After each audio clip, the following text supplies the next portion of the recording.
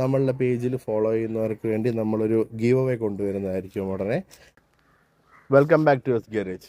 ഇന്ന് നമ്മൾ പരിചയപ്പെടാൻ പോകുന്ന കഴിഞ്ഞൊരു 3 മാസം മുമ്പ് ഞാനൊരു പോളോയുടെ വർക്ക് സ്റ്റാർട്ട് ചെയ്യുന്നതിനെ പറ്റി.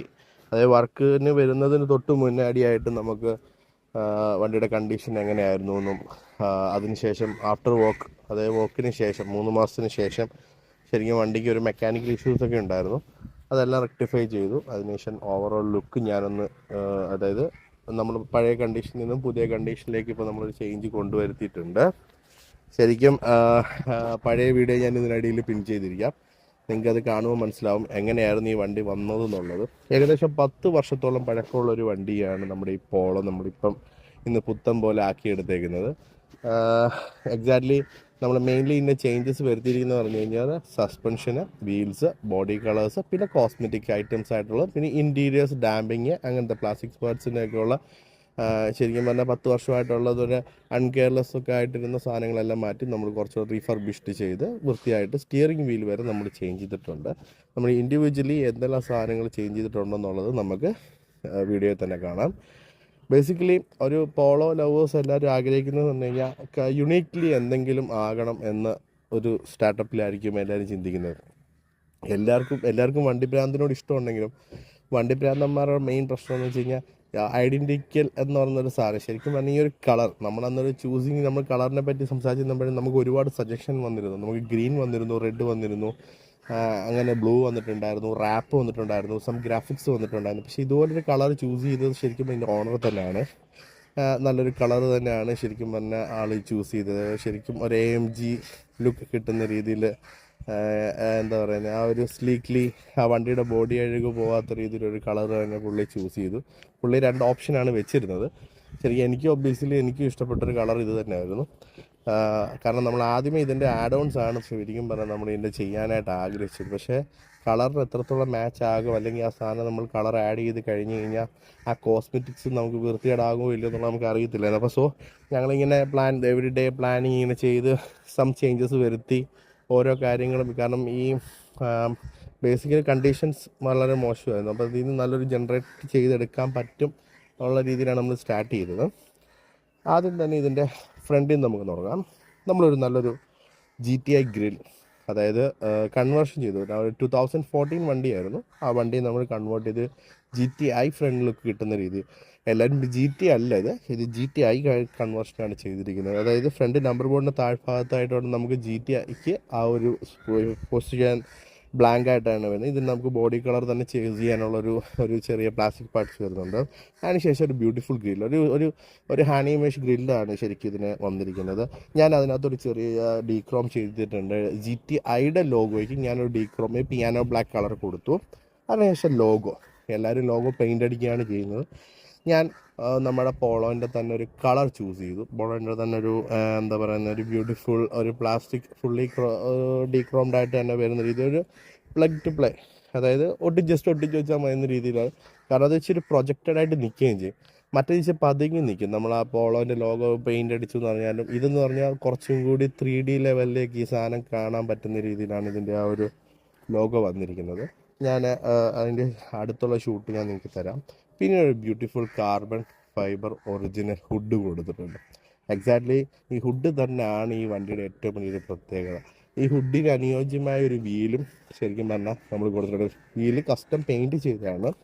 ഞങ്ങൾ ആദ്യം വണ്ടി പണിയണമെന്ന് ഉദ്ദേശിച്ച പോലല്ല ഈ വണ്ടി പണിന്ന് തുടങ്ങിയത്. ആദ്യം വണ്ടി പണിയണമെന്ന് വെച്ചാൽ സിൽവറിൽ ക്ലീൻ ആയിട്ട് ഇറക്കണം എന്ന് കരുതിയ സാധനം ഞങ്ങൾ ഒറ്റയടിക്ക് ഞങ്ങൾ എന്ത് ചെയ്തു, ഇത് കാർബൺ ഹുഡും മറ്റു കാര്യങ്ങളും എല്ലാം കൂടി ആവുന്ന രീതിയിലേക്ക് കോസ്മെറ്റിക്സ് കുറച്ചും കൂടി ആഡ് ചെയ്ത് കൊടുത്തു. ശരിക്കും ഇതിൻ്റെ ഫ്രണ്ട് ലുക്ക് വരുന്ന സമയത്ത് നമുക്ക് അതുപോലെ തന്നെ മെയിൻ പാർട്ടായിട്ട് നമ്മൾ ഇതിൻ്റെ ലിപ്പ്, ശരിക്കും പറഞ്ഞാൽ GTIയുടെ ഒരു ലിപ്പ് എന്ന് പറയുന്നത് വളരെ ഒരു അതൊരു 3 ഫിന്ന് ഫ്രണ്ടിൽ വരുന്നുണ്ട്. അധികം ബുദ്ധിമുട്ടില്ലാത്ത രീതി, അതായത് മറ്റെന്താ പറയുന്നത്, എവിടെയും കൊണ്ടു കിടക്കാം, ലോവർ ചെയ്തെന്ന് പറഞ്ഞ് ഒരു എന്താ പറയുന്നത് വള്ളം പോലത്തെ ഡിസൈൻസോ കാര്യങ്ങളോ. GTIയുടെ ഒരു ബ്യൂട്ടിഫുൾ ഒരു ഗ്രില്ല് നമ്മളിന്ന് കൊടുത്തിട്ടുണ്ട്. പിന്നെ ഫോഗ് ലാമ്പ് ബൾബ് എന്ന് പറയാനായിട്ട് ശരിക്കും പറയുന്നത് ഫോഗ് ലാമ്പ് ട്രൈ കളറാണ് യൂസ് ചെയ്തിരിക്കുന്നത്. പ്ലഗ് ആൻഡ് പ്ലേ തന്നെയാണ്. നമുക്ക് മഴയത്ത് ഓടിക്കാം, അതായത് ഫോഗുള്ള സ്ഥലത്ത് ഓടിക്കാൻ പറ്റും. നമുക്ക് വൈറ്റിലും ഓടിക്കാൻ പറ്റും. അതായത് 3 കളറായിട്ടാണ് വരുന്നത്. ഇതിന് പ്രത്യേകിച്ച് സ്വിച്ചോ കാര്യങ്ങളോ ഒന്നും നമുക്ക് വേണ്ടി വരുന്നില്ല. നമ്മൾ ശരിക്കും ഇതിനൊരു ബ്യൂട്ടിഫുൾ വീൽസ് കൊടുത്തിട്ടുണ്ട്. സ്റ്റാൻസിൻ്റെ ഒറിജിനൽ വീലാണ് ഇത് കൊടുത്തിരിക്കുന്നത്. ഈ ശരിക്കും പറഞ്ഞാൽ മെയ്ഡ് ഇൻ തായ്വാനാണ്. ഇതിൻ്റെ സ്പെക്ക് വരുന്നത് 17 ഇഞ്ച് 7.5J ET35 എന്ന് പറയുന്ന ഒരു സ്പെക്കിലാണ് ഈ വീൽ ഇറക്കിയിരിക്കുന്നത്. അതായത് ശരിക്കും കോയിലോവർ എന്ന് പറയുന്ന ഒരു പ്ലാൻ ഞങ്ങൾക്ക് ഇല്ലായിരുന്നു. ഭാവി കോയിലോവർ ആക്കണം എന്നുള്ള മൈൻഡിലായിരുന്നു. പക്ഷേ വീലല്ല, ഇപ്പോഴേ നമ്മൾ അങ്ങനത്തെ ഒരു രീതി തന്നെയാണ് ചൂസ് ചെയ്യുന്നത്. ഇതിനെ റാപ്പ് ചെയ്തേക്കുന്നത് C8-ൻ്റെ ഒരു ടയർ ഇട്ടിട്ടാണ്. അത്യാവശ്യം ലൈറ്റ് വെയിറ്റ് ആയിട്ടുള്ള ടയറാണ്. ട്രാക്ഷൻ പാറ്റേണും കാര്യങ്ങളൊക്കെ ഉള്ള ടയർ തന്നെയാണ് നമ്മൾ ചൂസ് ചെയ്തിരിക്കുന്നത്. ഡോക്ടർ നാനോയുടെ ഒരു 32 സ്റ്റെപ്പ് അഡ്ജസ്റ്റബിൾ കോയിലോവർ സിസ്റ്റം നമ്മൾ ഇതിനകത്ത് ആഡ് ചെയ്ത് കൊടുത്തിട്ടുണ്ട്. കൂടാതെ വണ്ടി ഫുൾ ഡാമ്പ് ചെയ്തിട്ടുണ്ട്. കാരണം ഈ വണ്ടി കാര്യങ്ങൾ കഴിഞ്ഞ 10 വർഷമായിട്ട് പലതവണ നമ്മൾ ഈ ഡോർ പാഡ്സും കാര്യങ്ങളൊക്കെ ഊരുന്നത് കൊണ്ട് നമുക്ക് ഇതിൻ്റെ എല്ലാ പാർട്സുകളും എന്ത് സംഭവിക്കും, കുറച്ച് കലവില സൗണ്ടുകൾ, ആവശ്യമില്ലാത്ത സൗണ്ടുകളൊക്കെ നമുക്ക് പ്രൊവൈഡ് ചെയ്യും. ആ സാധനം പകരം ഞങ്ങൾ എന്ത് ചെയ്തെന്ന് വെച്ചാൽ ഡാമ്പെല്ലാം ചെയ്തു. ഫുൾ ഡാമ്പ്, അതായത് നമ്മൾ ടോപ്പ് ഉൾപ്പെടെ ഡാമ്പ് ചെയ്ത് വെച്ച് കൊടുത്തേക്കുവാണ്. അപ്പം ഇനിയിപ്പോൾ മറ്റ് മോശമായ ശബ്ദങ്ങളൊന്നും ഉള്ളിലേക്ക് കയറി വരാത്ത രീതി ചെയ്തിട്ടുണ്ട്. പിന്നെ ആഡ് ചെയ്തെന്ന് പറഞ്ഞാൽ ഇതിന് ശരിക്കും ഒരു ടൈപ്പ് 1 മിററായിരുന്നു വരുന്നത്. ഞാനത് മിറർ മാറ്റിയിട്ട് ഞാൻ ഇതിനകത്ത് ഇൻഡിക്കേറ്ററുള്ള ടൈപ്പ് തന്നെ ആഡ് ചെയ്ത് കൊടുത്തിട്ടുണ്ട്.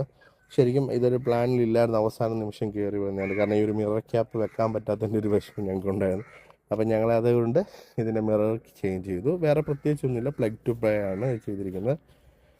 അതിനുശേഷം സൈഡ് സ്കേർട്ട്, എക്സാക്ട്ലി ശരിക്കും പറഞ്ഞാൽ ഇതെൻ്റെ സൈഡ് സ്കേർട്ട് അല്ല, ഇത് നമ്മൾ സൈഡ് സ്കേർട്ട് ടൈപ്പ് 1-ൻ്റെ സൈഡ് സ്കേർട്ട് നമ്മൾ ഇതിന് ആഡ് ചെയ്യുമായിരുന്നു. GTIക്ക് വരുമ്പോൾ ഒരു ചെറിയ ലിപ്പ് പോലൊരു സാധനം വരുന്നുണ്ട്. പക്ഷേ ആ ലിപ്പ് വരുമ്പോൾ നമുക്കൊരു ഒരു കോമൺ തിങ് അത്രമേ ഉള്ളൂ. അത് പ്രത്യേകിച്ച് എന്താ ഒരു വണ്ടി പണിത വണ്ടിയായിട്ട് നമുക്ക് ഫീൽ ചെയ്ത്. അപ്പോൾ ആ ടൈപ്പ് 1-ൻ്റെ സാധനം നമ്മൾ കയറ്റിയപ്പോൾ വണ്ടിയുടെ ആ സ്ലീക്നേജ്, അതായത് സൈഡ് ലുക്ക് പ്രൊഫൈലിൽ നമുക്കൊരു എന്താ പറയുന്നത്, നമുക്ക് കാണാനുള്ള ഭംഗി നമുക്ക് ഒട്ടും കുറയ്ക്കാൻ എന്താ പറയുന്നത്, നിങ്ങൾക്ക് തന്നെ കാണുമ്പോൾ മനസ്സിലാവും എത്രത്തോളം ലുക്കാണ് ഈ സൈഡ് ലുക്ക് ഈ വണ്ടി തരുന്നതെന്നുള്ളത്.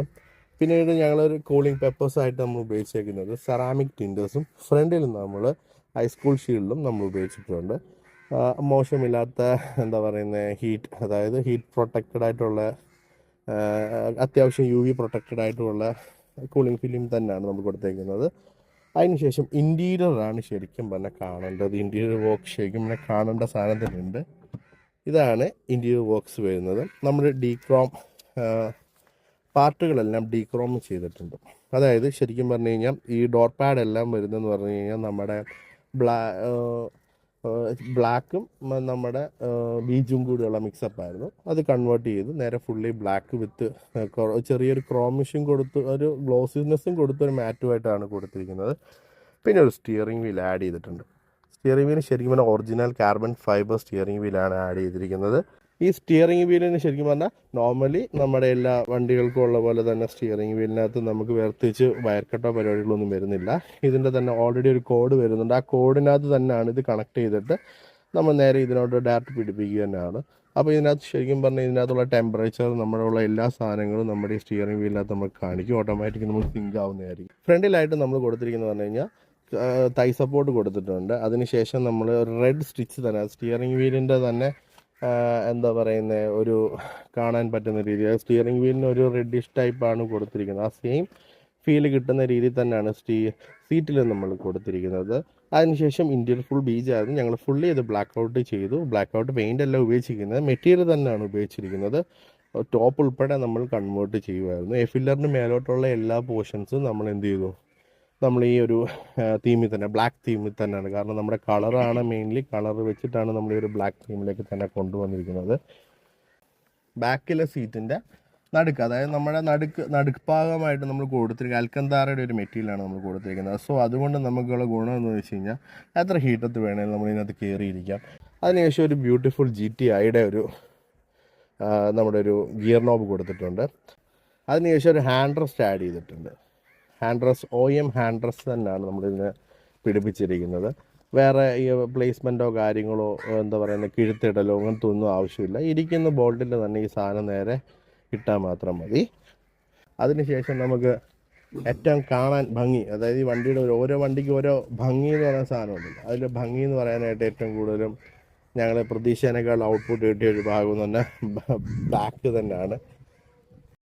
ബ്ലോവിങ് ചെയ്തേ പറ്റൂ. നവീൻ ഒരേ നിർബന്ധം, നവീന് നിർബന്ധം മാത്രമേ ഉള്ളൂ. എന്ത് ചെയ്യാൻ, എത്ര വയ്യാങ്കിലും കുഴപ്പമില്ല. ഹോസ്പിറ്റലിൽ നിന്ന് പൊക്കിയെടുത്തോണ്ട് ഇപ്പോൾ കൊണ്ടുവന്ന് വ്ളോഗ് ചെയ്യിപ്പിച്ചോണ്ടിരിക്കുക. അതാ പ്രശ്നം. എന്തോ അതിന് മസ്റ്റായിട്ട് ഈ വീഡിയോ ചെയ്തേ പറ്റൂ എന്ന് അവനായിരുന്നു നിർബന്ധം. ഒരുത്തം പിന്നെ വണ്ടിക്കകത്തിരിപ്പുണ്ട്, സാൻഡോ, മെയിൻ വള്ളി. പിന്നെ 2 പേരുണ്ട് ഇതിനകത്ത്. അത് അവന്മാരുടെ കാണിക്കടാ സൂംജി. എല്ലാത്തും മറ്റേ ഡിങ്കു ബിങ്കു എന്ന് പറയുന്ന സാധനങ്ങൾ, അവന്മാർ 2 ആണ് അത് കേട്ടോ. ചത്തൊടുങ്ങിട്ട് 2 കീടാണുക്കൾ മാത്രം ബാക്കി വരില്ലേ? ആ 2 കീടാണുക്കളാണ് ഇരിക്കുന്ന 2 ഡിങ്കും മിങ്കും.